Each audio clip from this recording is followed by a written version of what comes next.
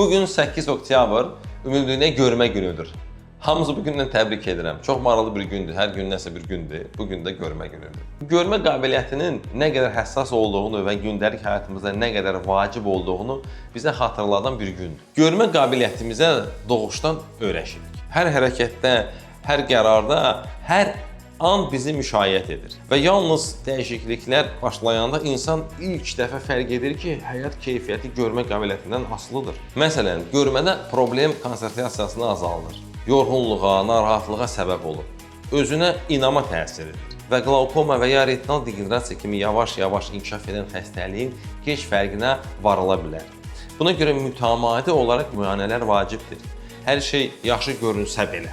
Müasir diaqnostika bizə dəyişiklikləri ən erkən mərhələlərdə kompleks müalicə və müdaxilələr olmadan görmə qabiliyyətini qorumaq mümkün olduqda əşkar etməyə imkanı verir. Tam ki, belə bir aparat var, qlaukomanın, yəni ki, qarasunun 4-5 il əvvəl diaqnostikanı eləyə bilərik, xəstə onu biləndən əvvəl. Görün, nə qədər görmə biz qoruya bilirik. Ona görə də gözünüzün qayğısına qalın, müntəzəm olaraq yoxlanın.